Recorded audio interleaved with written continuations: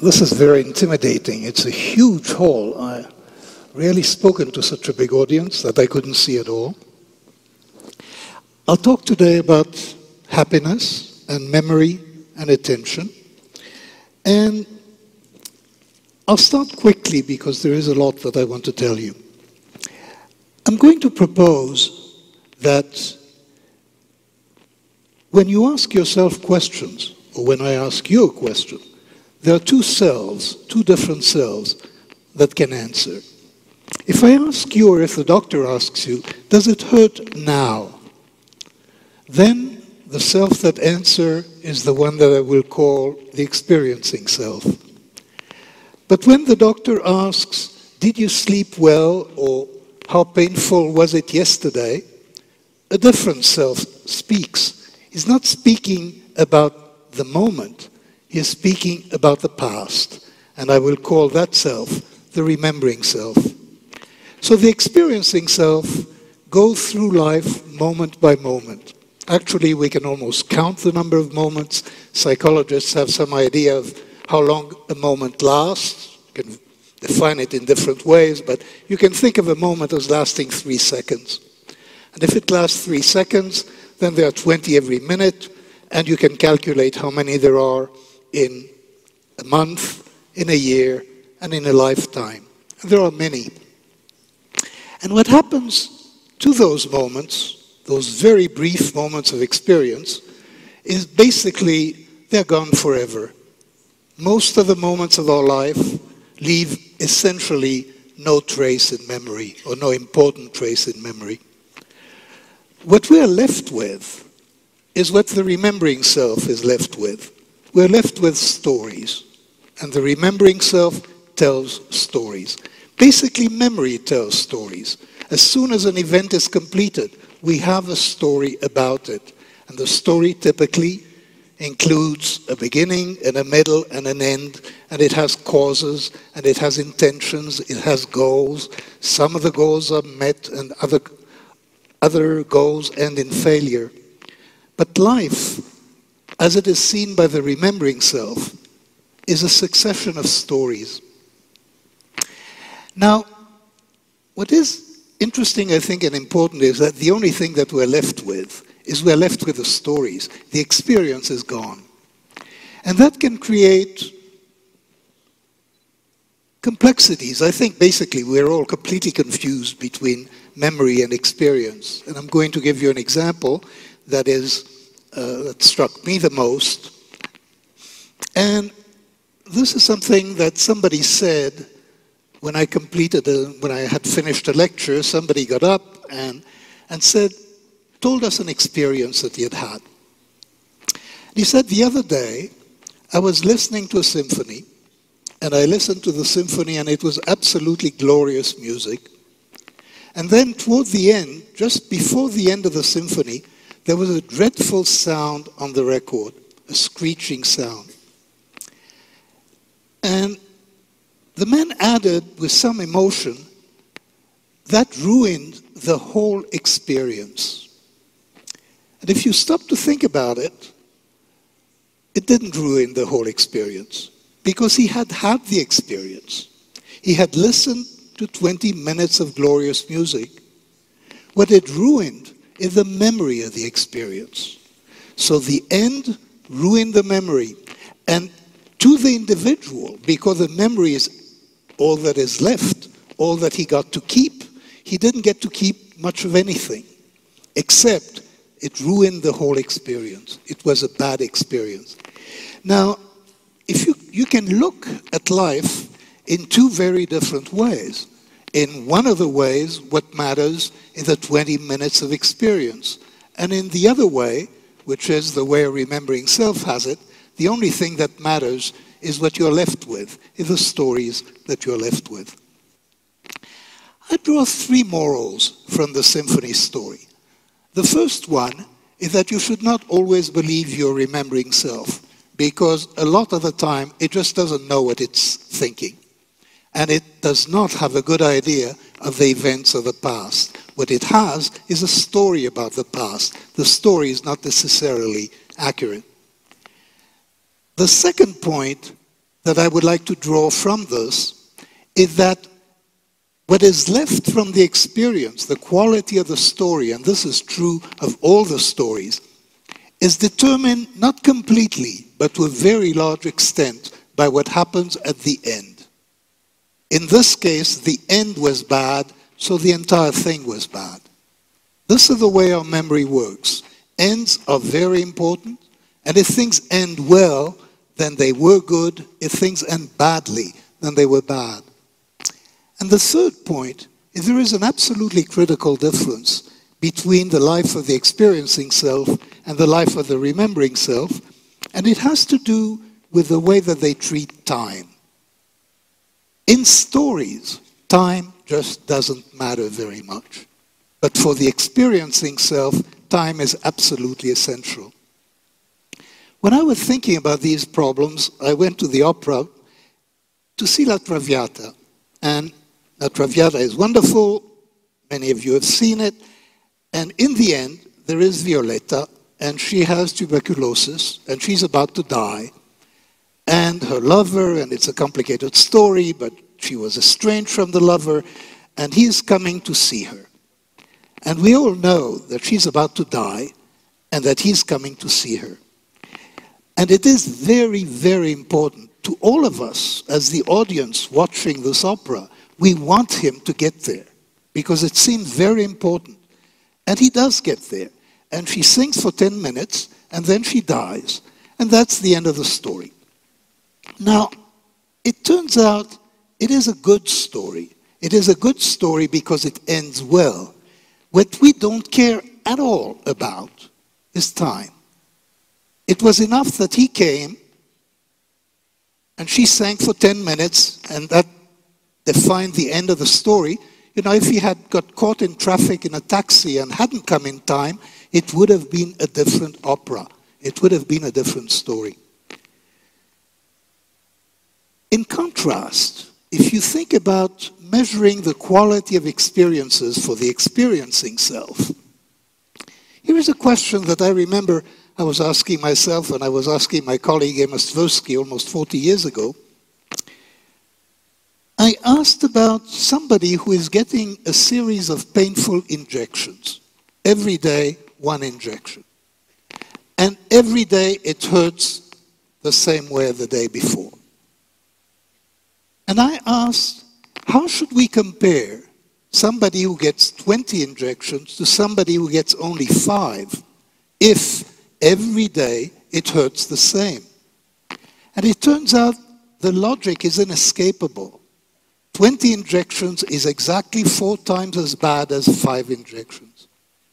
And if you're having a vacation, and it's not a terribly interesting vacation, you're on the beach, and it's very nice, and you spend there 1 week, and then you spend another week, and it is still very nice, just as nice as the first week, then I would say for the experiencing self, 2 weeks is just as good, is twice as good as 1 week. Time is absolutely essential when we try to think of the quality of life for someone. And then, when you think about this, time is the ultimate limited resource. There is a finite amount of time. And for the experiencing self, we want to know what happened in that time. For the remembering self wants to know what is the story. And you can see, by the way, that the interests of the remembering self and the experiencing self, when it comes to vacations, they do not have the same interests. The remembering self is not interested in a second week on the beach because nothing more is going to happen. All the memories were formed in the first week, and it's just going to be more of the same. For the experiencing self, the second week is just as good as the first. And I have a thought exercise for you. Suppose you knew when you go to your next vacation that at the end of the vacation, your camera will be thrown away, or you can keep your camera, but all your film will be destroyed. And you will get a drug which is an amnesic drug so that you won't remember anything of the vacation. Now, would you still go on vacation? Your experiencing self will have a completely normal experience. And would you go to the same vacation if you knew you were going to remember it, or if you knew you were going to forget it? And I bring that example to illustrate the fact that there is a conflict between the two selves. What is good for the experiencing self and what is good for the remembering self are not necessarily the same thing.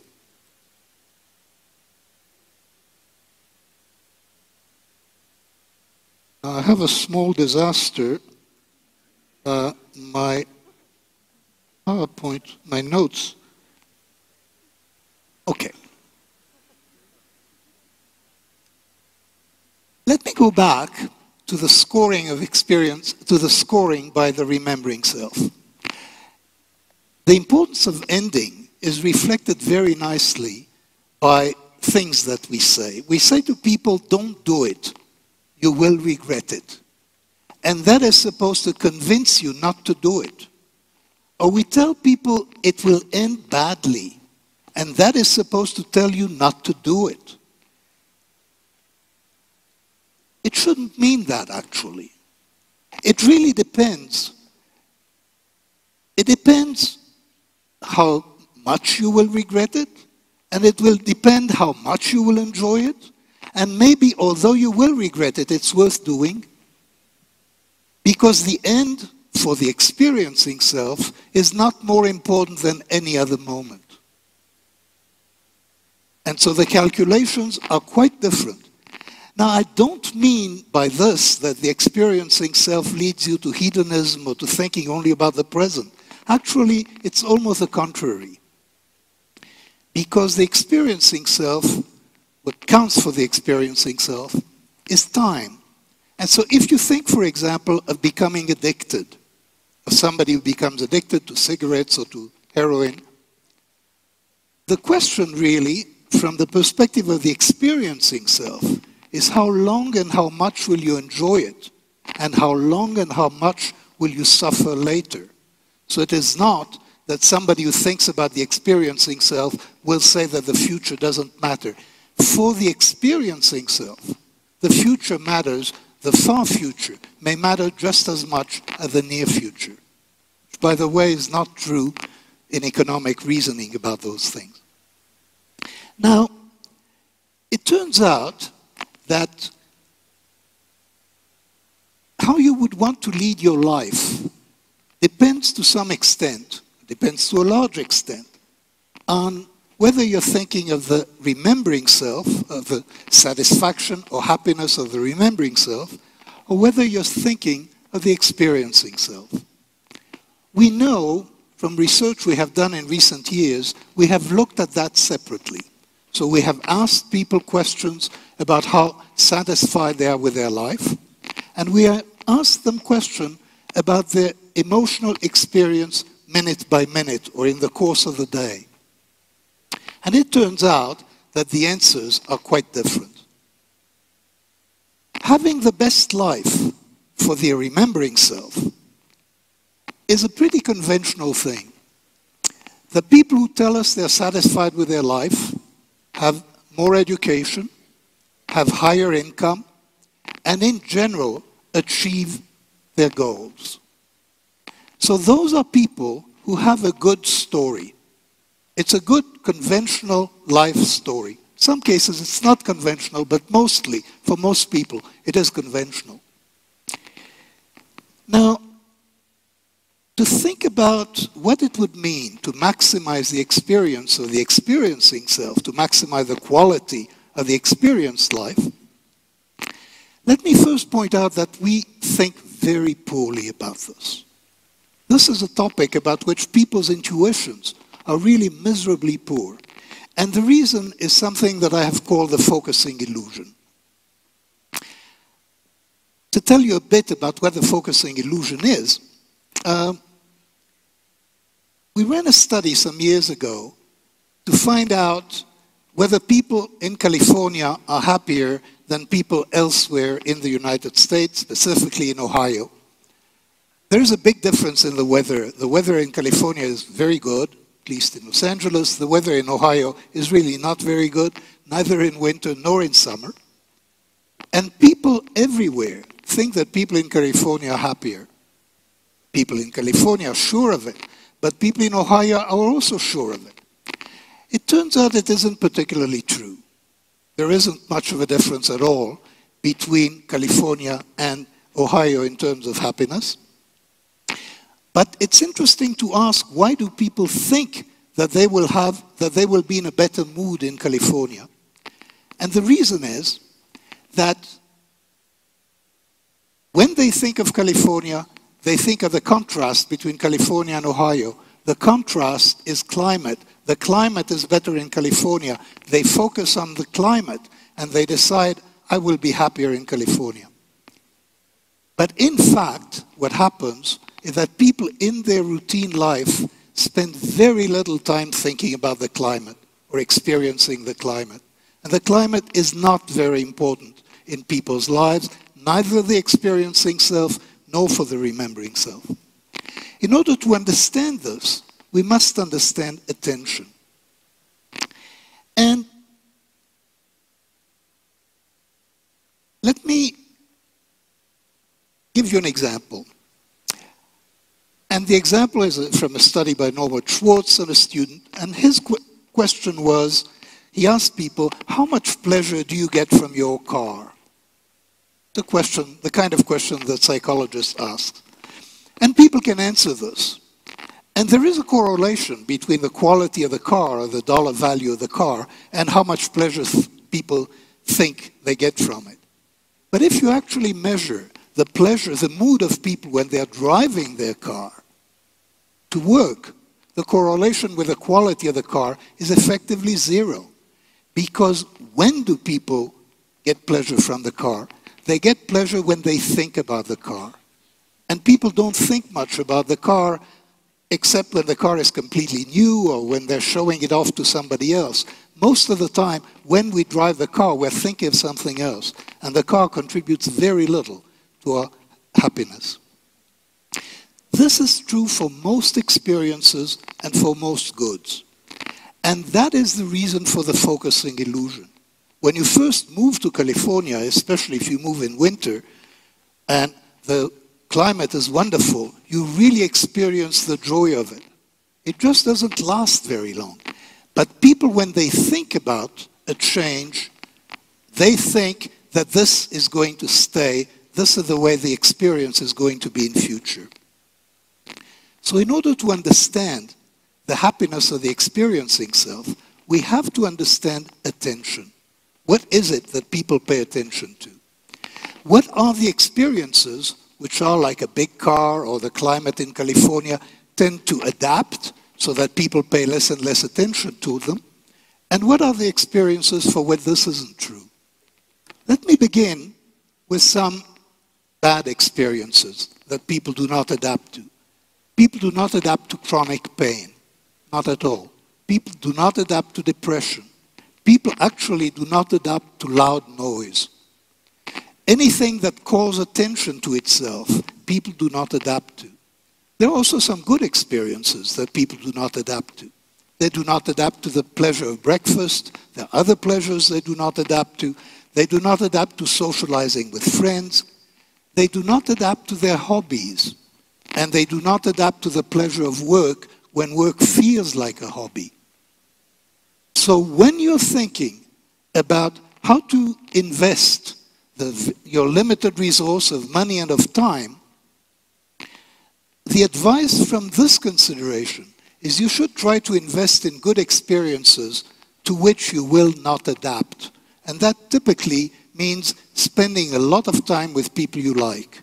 It turns out that when you look at the happiness of the experiencing self, this is one of the major determinants. That and engage in activities that they enjoy.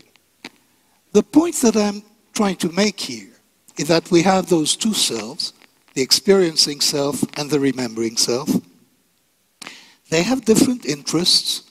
They have different ways of looking at the world. And when you think about happiness or well-being, you get to different answers depending on whether you're interested in people having a good story or in having a good life. And it is not necessarily the same that having a good story and having a good life are the same, are identical. So this is what I had to tell you, and I finished with 1 minute to spare. Thank you. Bravo.